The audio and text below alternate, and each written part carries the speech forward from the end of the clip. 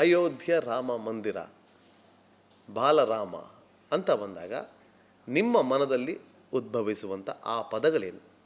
ಸರ್ವಿತ ಚರ್ವಣವಾದೀತು ಅನೇಕರು ಇದ್ರ ಕುರಿತಾಗಿ ಮಾತಾಡಿದ್ದಾರೆ.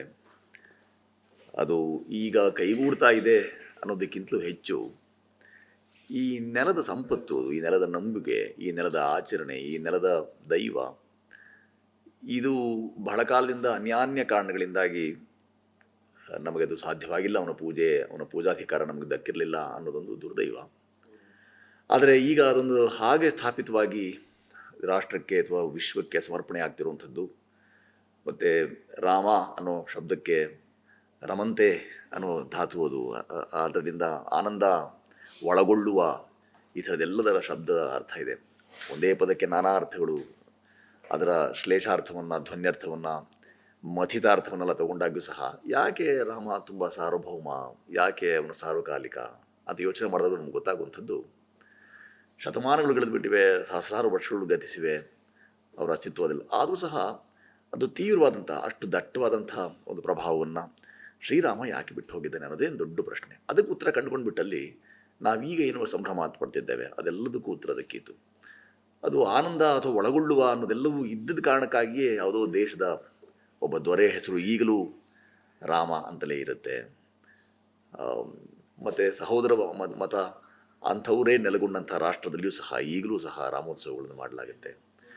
ರಾಮನ ಆ ಪ್ರಭಾವ ವಿಶ್ವವ್ಯಾಪಿಯಾಗಿ ಯಾಕಿದೆ, ಈಗಲೂ ರಾಮಾಯಣ ಯಾಕೆ ಜನಜನಿತ, ಈಗಲೂ ಯಾಕೆ ಅದು ಪ್ರಸ್ತುತ, ಈಗಲೂ ಯಾಕೆ ಅದು ಪ್ರೌಢ ಮತ್ತು ಪ್ರಬುದ್ಧ ಅಂತ ಒಂದೇ ಒಂದು ಬಾರಿ ಯೋಚನೆ ಯಾರು ಮಾಡಿದ್ರೂ ಸಹ ಆಗ್ತಿರೋದು ಎಷ್ಟು ಸಂಬದ್ಧ ಅನ್ನೋದರ ಅರಿವು ದಕ್ಕಿತು. ನಮ್ಮೊಂದು ರಿಪಬ್ಲಿಕ್ ಕನ್ನಡದ ಒಂದು ಅಜೆಂಡಾ ಇದೆ, ನೇರ ಮಾತು ಕಣ್ಣಲ್ಲಿ ಕಣ್ಣಿಟ್ಟು ಅಂತೇಳಿ.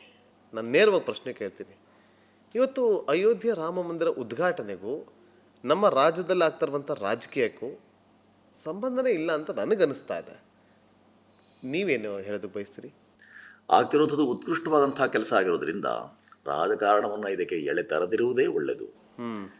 ಅದೆಷ್ಟು ನಾವು ಅದರ ಬಗ್ಗೆ ಮಾತಾಡಿದಾಗೂ ಸಹ ಹೀನಂ ದೂಷಯತಿ ಇತಿ ಹಿಂದೂ ಅನ್ನೋದನ್ನೇ ನಾವು ತಪ್ಪಾಗಿ ಅರ್ಥೈಸ್ಕೊಂಡವರು ಯಾರು. ಅದೊಂದು ನಮ್ಮ ಜೀವಿತದ, ನಮ್ಮ ಬದುಕಿನ ಆವೇಗ ಮತ್ತು ವೇಗ ಇದೆಯಲ್ಲ, ಅದನ್ನು ಅರ್ಥೈಸಿಕೊಳ್ಳೋದಕ್ಕಾಗಿ ಬೇಕಾಗಿರುವಂಥ ವ್ಯವಸ್ಥೆ ಅನ್ನೋದನ್ನು ನಾವೆಂದೂ ಮಾನ್ಯ ಮಾಡಿಲ್ವೋ. ನಮ್ಮ ನೆಲದಲ್ಲಿ ನಾವು ಅನ್ಯರಾಗಿ ಉಳಿದಿದ್ದೇವೆ.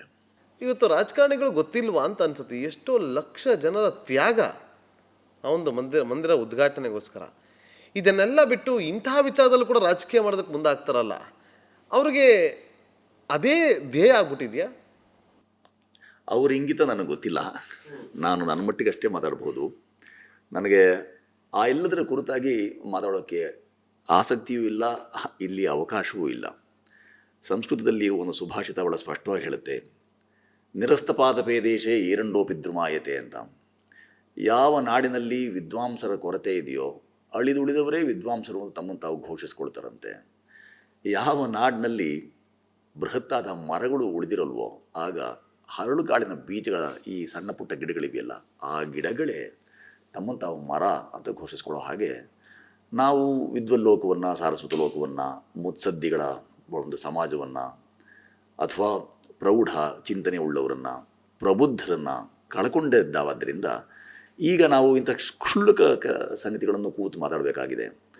ಇದು ನನ್ನ ಮಟ್ಟಿಗೆ ತುಂಬ ಕ್ಷುಲ್ಲಕವಾದ್ದು, ತುಂಬ ಘನವಾದ್ದೊಂದು ಸಾಧನೆ ಆಗ್ತಾಯಿದೆ, ಅಥವಾ ಘನವಾದ ಯಾವುದೋ ವಿಶ್ವಕ್ಕೆ ಸಮರ್ಪಿತವಾಗ್ತಾ ಇದೆ, ಅದರಿಂದ ಅನೇಕರಿಗೆ ಆನಂದವಾಗುತ್ತೆ ಅನ್ನೋದಿತ್ತು ಅಂತಂದರೆ, ವಿವೇಕ ಏನು ಹೇಳುತ್ತೆ ಅಂದರೆ, ಯಾರ್ದಾರು ಆನಂದದಲ್ಲಿ ನಾನು ಪಾಲ್ಗೊಳ್ಳೋಕ್ಕೆ ಸಾಧ್ಯವಾಗದೆ ಹೋದರೂ ಪರವಾಗಿಲ್ಲ, ಅದರಲ್ಲಿ ವಿಭಿನ್ನ ಚಿಂತನೆಯನ್ನು ನಾವು ಇಟ್ಕೊಂಡಾಗ ನಾವೆಷ್ಟು ದೂರ ಆಗಿಬಿಡ್ತೇವೆ, ಎಷ್ಟು ಅಂತರ ಕಾಯ್ದುಕೊಳ್ತೇವೆ ಒಂದು ಸಮಾಜದಿಂದ.